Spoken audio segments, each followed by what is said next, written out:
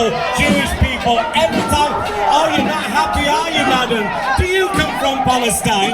Do you come from Palestine? I think you don't come from Palestine.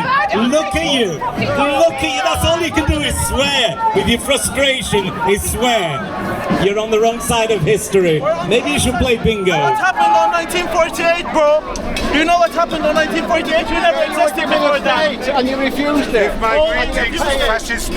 had many opportunities Israel's given you, you've given them all away. Because you wanted to destroy Israel, but you can't have opportunities and destroy Israel, because it doesn't work like that. You keep yapping like a child because we have respect for ourselves and we are the only. You don't have respect. You don't have respect for yourselves. Can I ask you a question? Can I politely ask you a question? Please, let me ask you a question. Polite. What about the 8 million, Palestinians that live in Jordan, Egypt, Israel, under the Palestinian Authority? They're getting on with their lives. They are getting on with their lives. Why are the ones in Gaza not? Because they were the ones kicked out of Jordan and Egypt. I'm sorry, but you don't know what you're talking about. You guys don't make no fucking sense. Really? Well, I'm not lying, I can assure you, I'm telling you the absolute truth. There are 8 million Palestinians that live in Egypt, under the Palestinian You're fucking useless. In Jordan, You're in fucking Israel. useless. 6 million Palestinians live in Israel peacefully. You don't know what you're talking about. Thank you, gentlemen. I lived in Palestine for over 15 years. I used to witness what they used to do. Algerian. And they used to kill us. Millions of Palestinians were killed. Millions of Palestinians were imprisoned. And they're fighting for what? Tell me about just do me a favor, just step forward. Tell me about the settlement. Tell me about the settlement. 1948, we studied about it a lot. And 1948 was the year where Israel came and occupied us. There were Jews from all over the world. There's no such ethnicity as Israeli. So there are people coming from all over the world. They said this land no And they're saying that, okay, what's the proof? They have proof that the land is theirs. What's their proof? Because you know what happens, yeah? They said we're gonna take over this land because our book mentioned that.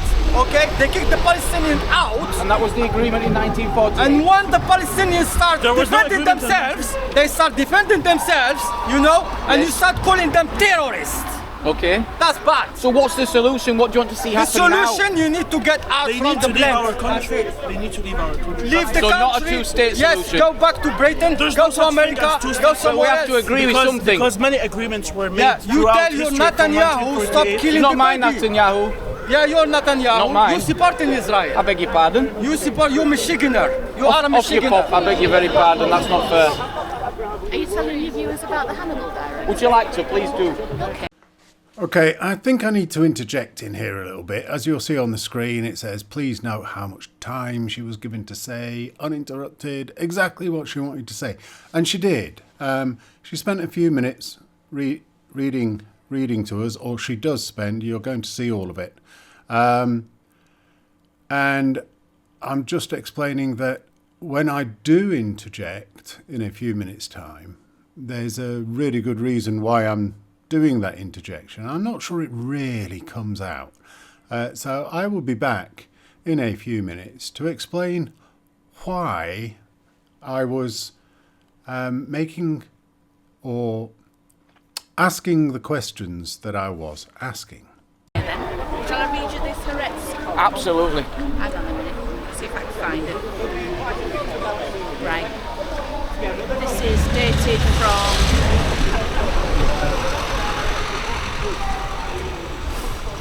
January the 17th, 2024. Okay.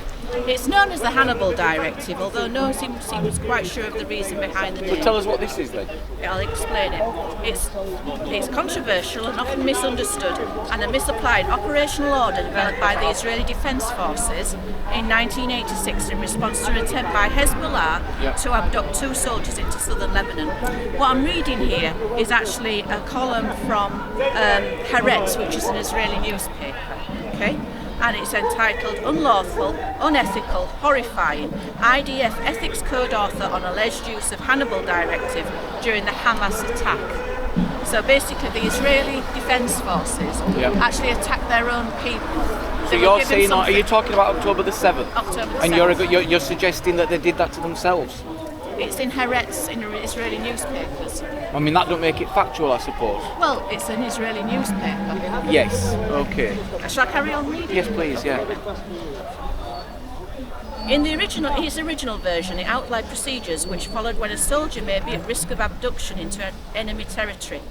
The directive, drafted by Yossi Peled, the head of IDF's Northern Command at the time, along with Colonel Gabi Ashkenazi and Colonel Yaakov Amidor, emphasised the priority of rescuing captive soldiers from their captors, even if it meant risking harm to the captive soldiers themselves. Now, basically, the IDF accounts of what happened in one location in Kibbutz Be'eri on the Hamas attack on October 7th indicate that the order was not followed. According to the reports on Channel 12 News in Israel and the sweeping investigation reports covered in the New York Times, the question of whether a mistaken understanding of the Hannibal Directive was used centres around the incident that took place on the Cohen family home, where 14 Israelis were held hostage, and based on the testimony of Yasmin Porat and Hadass Dagan, the only survivors of the incident. According to Porat, after she was released by a Hamas terrorist, she was questioned in the police special anti-terrorist unit and told them that there were about 40 terrorists from Hamas and about 40 civilian hostages still in the house. And they're demanding an inquiry that the IDF open a probe because one of the tank commanders, according to the New York Times report, Brigadier General Barak Haram, commander of the Division 99, said he ordered a tank commander to fire on the Cohen home, even at the cost of civilian casualties. I appreciate lots of civilians. I mean, it could go on, you know. But we could also go on from all the atrocities that's happened from all war. I would just ask you, viewers, to kind of read up more about Plan Dalet. Oh, we'll discuss it. We certainly will. We'll discuss it. But if you don't read Israeli newspapers, you would never hear any of that. Can I ask what?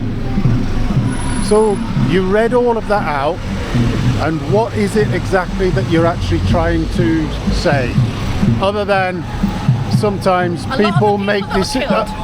On October the 7th. A lot of people were killed. Were killed by the Israelis. Allegedly. You've got tank commanders, you've got helicopter pilots saying that they were actually given the order.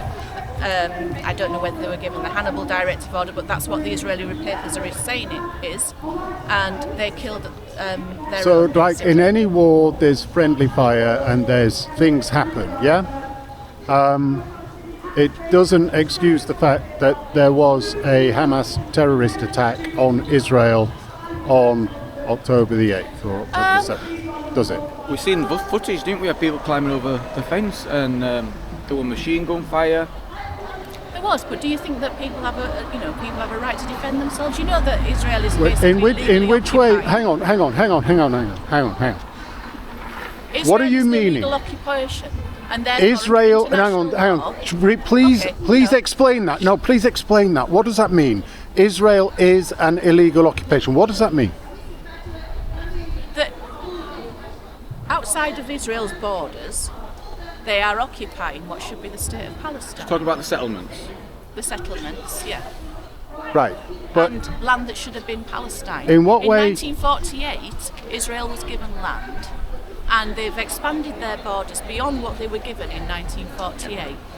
On the basis of the 1967 war and the 1948 war. You don't get to keep land that was you would after war. You do. No, under you international do. law, you don't. You do. Okay. So you. And this is where it all starts going a bit south with this lady. She starts laughing at me and saying, "I don't know what I'm talking about. I can't believe that you're asking these questions," and the like. But the reason why I'm having to ask these questions is to find out what it is that they're talking about. So she was relating to the United Nations Charter, which was instigated in 1945. However, the United Nations, through Security Council Resolution 242, adopted on November the 22nd, 1967, emphasised the inadmissibility of acquiring territory through war, effectively rejecting the right of conquest. So that is the United Nations that rejects the right of conquest, which doesn't actually prevent conquest and the spoils of war. It is just the United Nations saying this stuff, of which any member of the United Nations can reject it, which is often happening at the United Nations with any and every resolution that they come up with. But Resolution 242 here, rejecting the right of conquest, was adopted unanimously as a direct response to the Six-Day War. But the question is, okay, this was adopted on November the 22nd, 1967. When was the Six-Day War? Because this was a direct response to it.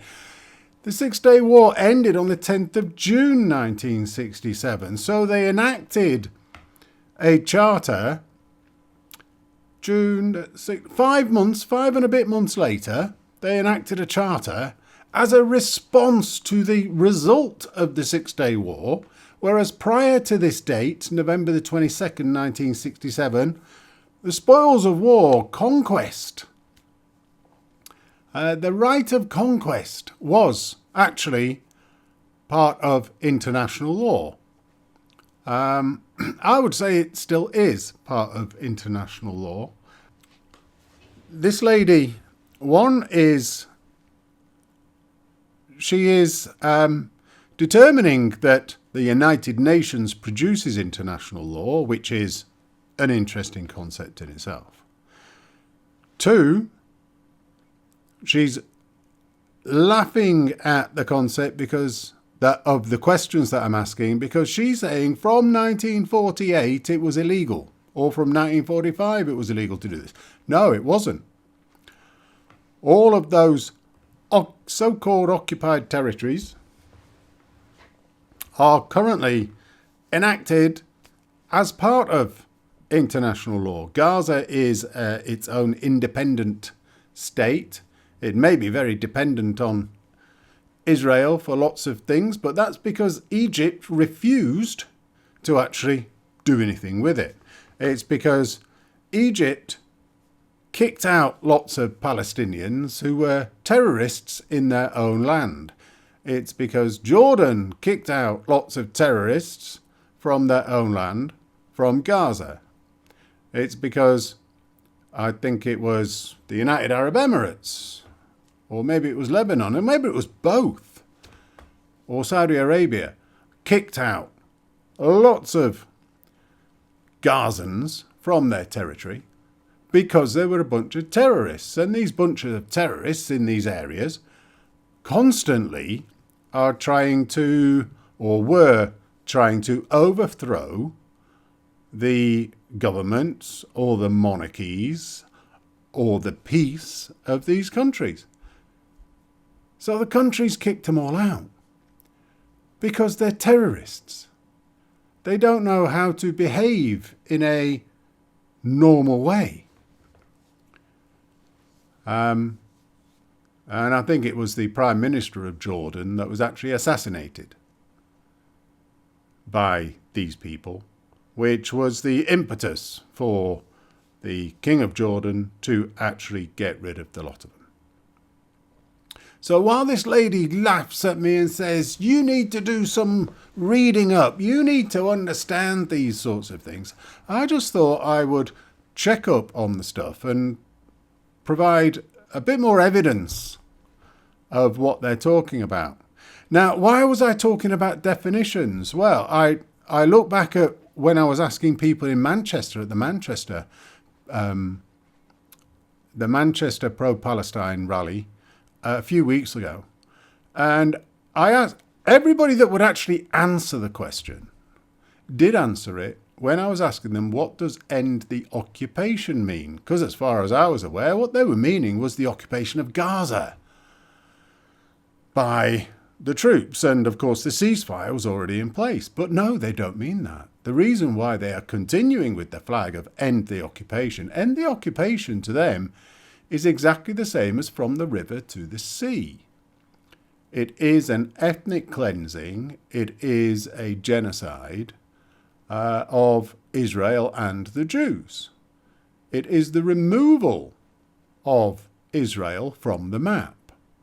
And just like in 1948, across 22 different Arab countries, it was the removal of Jews from those places. And they sent the Jews, they either sent them to Israel or they tried killing them all, which is why there is only handfuls of Jews in any of these countries. If you look from Morocco, Algeria, Tunisia, Egypt, Libya, there are handfuls of Jews there. And they weren't living happily at the time. They were living under dhimmi status under the Charter of Umar, which meant that they were subhuman. They were classified as needing protection because they were a lower class of human than anybody else. And they were basically subjugated and slaves. Now, that charter is no longer in place in most countries, although ISIS and the Taliban do have that charter in place where they control areas. So I would suggest that these people actually understand what is actually going on in relation to the Golan Heights and the other areas, the West Bank that Israel took. Well, you know, you can't enact laws retrospectively. You just don't do it. So the right of conquest was in place at the time of what they were talking about. Now, in relation to the West Bank now, there are three types of areas. There's Area A, which is Palestine only, run by the Palestine authorities. No Jews can have land there. There is Land B. I'm just going to do them in an order. I might have got the A, B and C wrong here, but I'm just going to do them in order. There is Land B, which is Jewish land, Israeli land. Only Israelis have the right to live there and to build there. And then there's Land C, which is shared land. And whoever buys the land, it's their land. It doesn't really matter. So as I've heard it explained to me, stuff in Area B effectively says this is Jewish land and there's a load of Palestinians come in from the West Bank and just build on land there. Illegally build on land. They've got no permission to have the land and they take it over. And in go the Jewish authorities, the Israeli authorities, which is why it might well be the IDF, to actually get rid of those constructions and to move the people back to Area A. When it comes to Area A, there are big red signs throughout Area A which say, no Jews allowed. You're not even allowed to be there if you're Jewish. Now, if anything is apartheid, that is apartheid.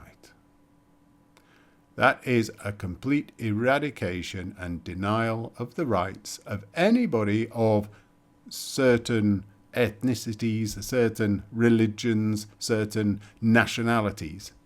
Anybody of that type is not allowed in there. It's only people of a certain type allowed in there. That's apartheid. So there's a lot of problems with what this laughing lady actually says. And that's the reason why you have to ask them very clear questions. When she's talking about 1948 and 1948 borders, I have not met a Palestinian that says they want 1948 borders, unless they're talking about the time in 1948 prior to the introduction of Israel. And then it might be what they're saying. So again, there's some equivocation there on the word 1948.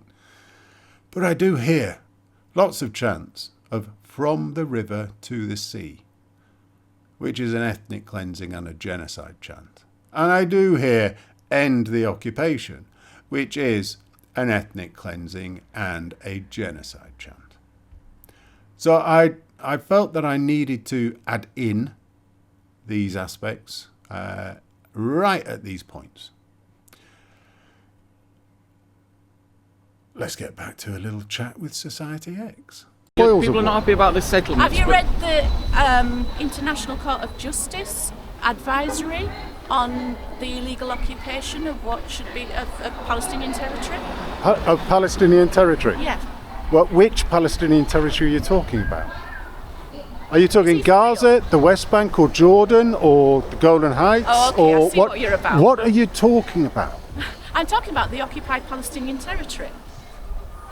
So what is this the in 1948? That agreement. I can't believe that you're asking me this and interrupting me when you don't actually accept. I just want you to explain what it is. Which area are you talking about, so that I understand where you're coming from? Land that was outside the 1948 borders of Israel. Yes. Okay, a lot of people so want them to go back to that agreement and to withdraw from the settlements. So because they've made an agreement and then they've breached the agreement by moving forward.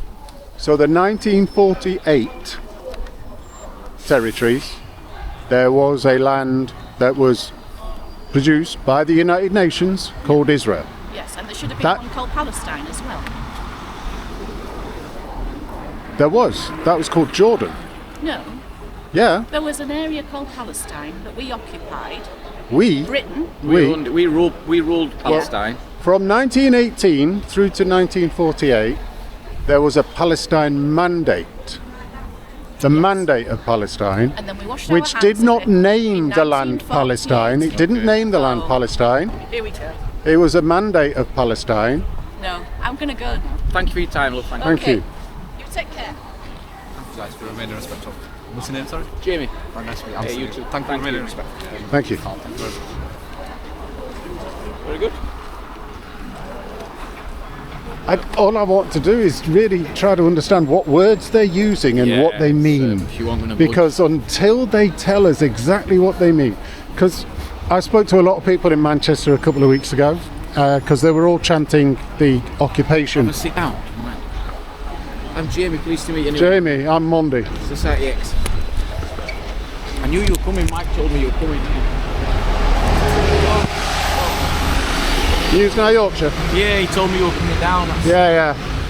I couldn't be bothered to go down to London. I couldn't be, I wasn't well enough. There's no way. What's your channel? Society X. Oh, right. Yeah. Oh, very pleased to meet you. I missed that earlier on. Missed what? I mean, you saying Society X and I'm going, hang on, I missed that. Society X. Society X. And is it on YouTube? YouTube. And what's your... Oh, I suppose I'll find out about it when I get on. Yeah, we do debates and discussions and stuff. You'd be welcome to come on any night and talk about that. I'll put a link in chat. You come on live. Right. What happened to the Michael guy? He's back here next week. What's happened to him? He's in London. Has he got... didn't he have some trouble with the police? That wasn't Mike, that were somebody else, but that's all resolved now as well. Right, yeah. okay. What's your name? Kath. Kath. Yeah. Do you get involved in the organisation? No. No, you just... I just leaflet, bring cake. Okay. I read a lot. Okay.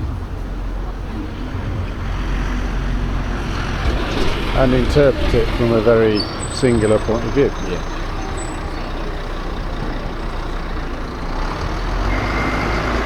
The debates have been useful though to know what questions to go back at. You know, I only know a little bit, but it's enough to see what they're on about. It's the same old, but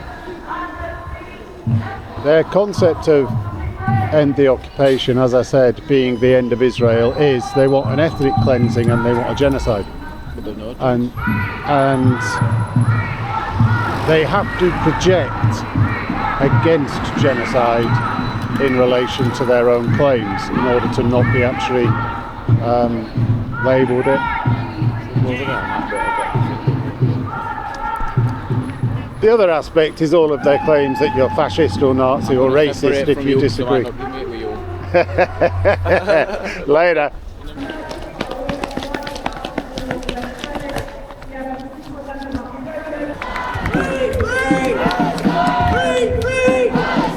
Thank you, beautiful people. Take care. See you next weekend.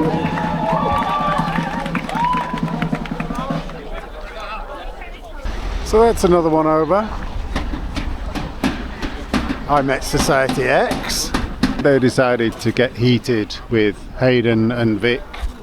And I think it was mainly because the majority of the time with Hayden and Vic, they're usually on their own, but this week they seem to get an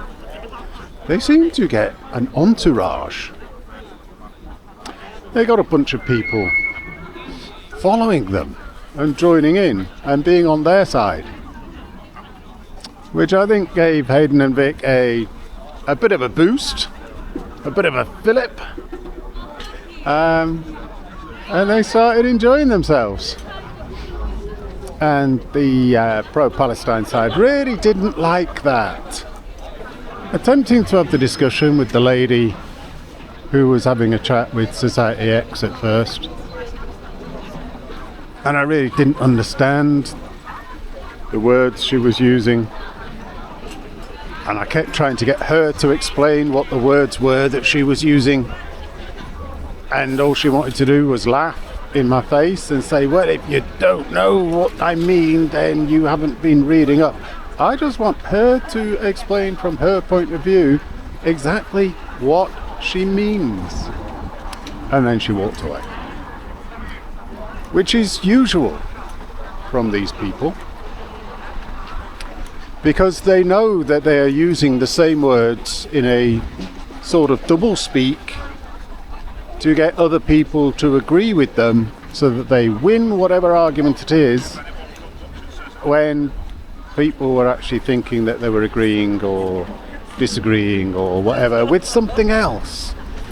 So it's merely about, okay, you just define your terms so I understand what you're saying, first of all.